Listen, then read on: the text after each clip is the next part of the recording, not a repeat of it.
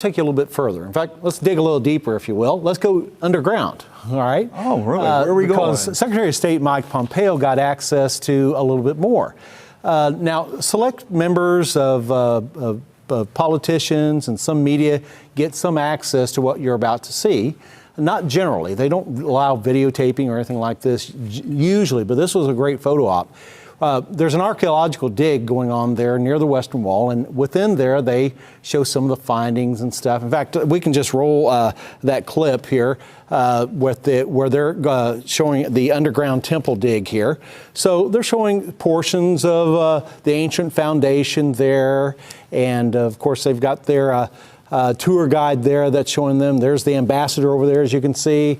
There's Secretary of State Mike Pompeo, and here's a mock-up of, they're saying, the previous temple, but it could also be the future temple too, Rick. The temple that God tore down. Yeah, the one he tore down. Yeah. So make sure you understand this, folks. Israel is excavating under the Temple Mount. Right. The Temple Mount is a holy land of the Muslims. Right. But the Israelis are digging tunnels under the Temple Mount. Right. And so you saw that part of it there, and that was interesting enough. You know, I can see an archaeological dig. I can see, you know, you look at the rocks here, look at the foundation, and that would have great historical significance. What we saw next, Rick, and this will be the first time I know a lot of our viewers will ever be exposed to this. And so I want you to watch carefully in this next clip. We're going to run it with sound here because I want you to see what's going on here. I want you to look at the surroundings. We're still underground. We're going into another chamber of this dig. But this particular chamber happens to be directly under the Dome of the Rock. Okay? And what is this chamber? This chamber is actually a synagogue that's been built underground. A synagogue directly under the Dome of the Rock. Yes, under the Temple Mount itself. So the Muslims above are aware that underground there is a Jewish synagogue under the Dome of the Rock. Well, whether they're aware about it or not, they are aware of it. This came out in the news a year or two ago. But most Christians aren't aware of it. That's right. Okay, so let's watch this clip, and I want you to just look at, see anything peculiar around the surroundings here, around the ornaments or anything. See if anything really jumps out at you. Should I be looking for a Nephilim? Well, maybe. Maybe like something round. Okay. Yeah, look for it here. All right.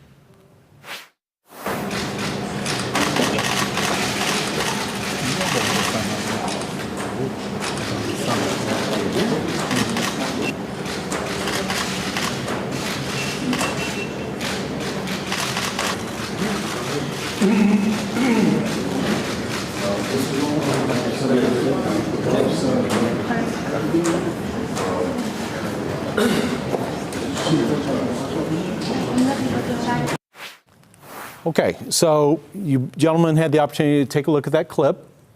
Edward, you notice anything weird or unusual there in that clip? There is an enormous golden globe with Hebrew writing on it and a flame coming out of it. What in the world did we just look at? A big globe of planet Earth with a flame coming out of it. Right. Now, written on that giant globe there, they're running again for us here, is a prayer that's listed. I don't have the prayer printed out, but it's a prayer. But it does seem quite unusual that once again you have that global imagery popping up once again, just like we saw with Genie Energy, just like we saw with the globe in Saudi Arabia. So this imagery is popping up over and over again. Now, a lot of Christians don't even know that this synagogue even exists, first of all. But now, having seen this and seen that globe, what should the response be, Rick? Well, my immediate thought is it's a symbol of global Zionism, overtaking the world, ruling the world from Jerusalem. Jerusalem, which the Bible says is Babylon. And I believe what they're showing us is, they have full intentions of rebuilding the temple.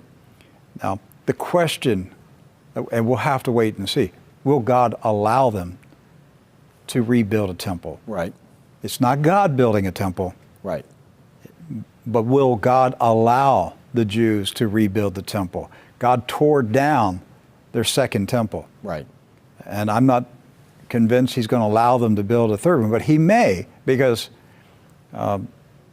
it will be the seat of power of the beast system. So Jerusalem will rule the world. This is what we're showing you, that Israel is taking the lead in artificial intelligence. For the first time, I've been at this job for 20 years. I have studied the New World Order, globalism, Freemasonry, the Vatican. I've studied all these things, Nazism, and I've tried to make sense of all this. And I finally came to a conclusion. As far as I'm concerned, I could retire. I finally figured out what is going on and where this is going. It is global Zionism. It is the synagogue of Satan, seizing control of the world and Jerusalem becoming the capital of the world. Two things you said in there, Rick, I'd like to follow up on. First of all, where you talked about the technology aspect of things. I don't know if you gentlemen remember or not, but when you went to visit the Western Wall, they do have an added feature that you can participate in. You can take a virtual reality tour of the temple. Yes. And so they're already now having people, visit the temple in virtual reality that's been constructed there, where you are now beginning to think, hey, I can actually experience the temple. Why don't we have a temple? Why don't we build a temple? So right now they're already putting that image in people's minds, allowing that to be developed. The other thing to consider, I remember at least, I'm going to say 17, 18 years ago, an Israeli scientist, they sounded so crazy back then, but an Israeli scientist said the solution to the Temple Mount is for us to create a holographic image of the third temple and have it hover in the air over the Temple Mount. Above Jerusalem. Yes. Yeah. Wow.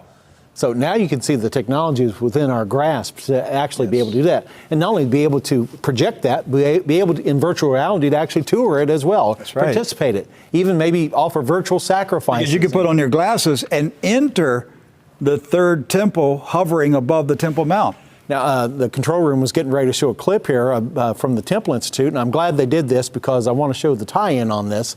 The people that are involved with the archaeological dig there at the Western Wall site and with the synagogue are associated with the resurgent Sanhedrin. Why evangelical Christians are enraptured with the Sanhedrin? They were our enemies in Jesus' day. I don't know why we'd be enraptured with them now. They're still our enemies. They're at war with Jesus Christ. But Rabbi Hillel Weiss himself has said recently, we need to build the temple here in Jerusalem, and we need to create a new United Nations. Yes. Based here in Jerusalem, a new United Nations, because that old United Nations won't work with us. So we need a new United Nations, and we have about 70 countries right now that we could probably commit to doing it. Yeah. Because you've got about 70 countries that have moved their embassy. That's right. So Secretary Pompeo went underground into this synagogue that is under the Temple Mount. Right. And so he was allowed to see it, probably one of the few non-Jewish people to see it. And this is all happening around the U.S. recognizing the Golan as Israeli territory, as the U.S. peace plan is to be unveiled in a couple weeks. And here we have the Golan Heights with this major reserve of oil and gas, and there is a Nephilim energy company, Genie Energy, that has from Israel the exclusive rights to drill for oil and gas. So let's talk about who are some of the players in Genie Energy. So they have a pretty extensive advisory board. These are individuals that were brought on in the company for their advisory board to both sell the company, but also to bring some attention to it. And if they're in their own respective fields, as we're about to see here, can even promote it to their friends and to their political allies. Now, the first, the man who's in charge of the board of advisory is also head of the company. Howard Jonas. He's the chairman of the board. Actually, what we're showing right here is the board members from Bloomberg. What we want to do is there's a listing, because this is a publicly traded company. We can look at the advisories. So Howard Jonas, he is the chairman of the board. Yeah, he was also the founder of IDT as well, IDT Communications. So And there's extensive commingling of the employees between the two companies. The second name that anyone who's listening to this program for some period of time will know is Baron Jacob Rothschild. He is an advisory board member. But he's not board of directors, he's advisory The board of directors, board. advisory board director. Okay. This is the fourth Baron Rothschild, the great-great-grandchild of Nathan Rothschild, the first Baron Rothschild. He's an investment banker, but he's also the honorary president of the Institute for Jewish Policy Research. Well, wait a minute. Is it Baron Rothschild or is it Nathan Rothschild? That is his middle name. We put Jacob Rothschild because of what he is known more officially of. Most people know him as Nathan as Jacob. and Jacob are the same. Yes, exactly. And his son is actually called Nathaniel also. In addition to Baron Jacob Rothschild, Rupert Murdoch, the owner of News Corp, the Australian-born American media mogul, net worth of $19.6 billion. He is on the advisory board. And he's also joined... His first name is Keith? Yes, because that's what is listed on the actual company shares. Well, yes. Keith is actually his official first name. He goes by his middle name to most people, Rupert. Because when I looked at it, I saw Keith Murdoch, and I thought... You're thinking maybe it was one of his sons Yes. or a relative, but no, that's his first It's definitely him because they put an age next to the owner of the advisory board member. All right, this is news to me. I never knew Rupert Murdoch's first name was Keith.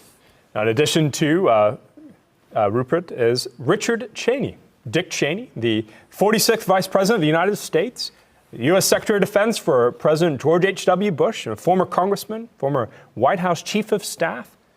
He is an advisory board member. He's also joined by Lawrence Summers, the director of the National Economic Council between 2009 and 2010 under President Obama, former Harvard president, former U.S. Secretary of Treasury between 1999 and 2001, and the former chief economist of the World Bank between 91 and 93. This one, we thought this was only going to be people involved in finance. Another name popped up on this list, James Woolsey, American lawyer, who actually previously headed the Central Intelligence Agency between 1993 and 1995. Oh, that's not James Woolsey, is it? Robert Woolsey. James Woolsey was a CIA director. This is Robert Woolsey.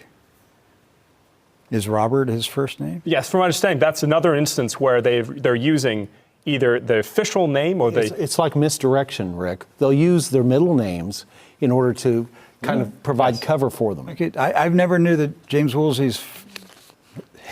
You're saying his name is Robert Woolsey? Yes, that's correct. When I was looking into the shares of the company, yes. Wow.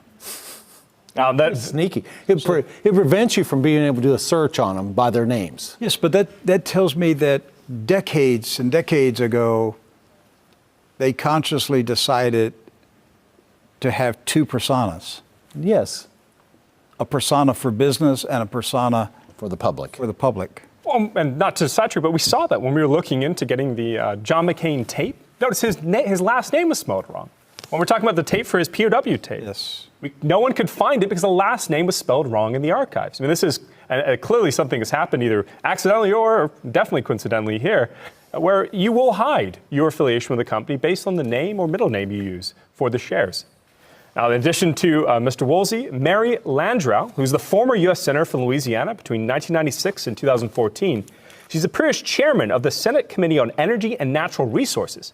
Now, while serving as the head of the Senate committee, she sponsored and passed the U.S.-Israel Energy Cooperation Bill, which promised to foster partnerships focused on developing resources such as natural gas and alternative fuels on the academic, business, and governmental levels. So as we pointed out earlier, Genie Energy, one of their positions was we're providing alternative energies, new energies, which at the time, natural gas was considered to be a clean version, an alternative to fossil fuels. Now, the last name on this list that really pointed out to me was Bill Richardson, the former governor of New Mexico between 2003 and 2011. He was also the U.S. ambassador to the United Nations and energy secretary in the Clinton administration. And he also was a congressman and chairman of the 2004 Democratic National Convention. And a good friend of Kim Jong-un. That's right. So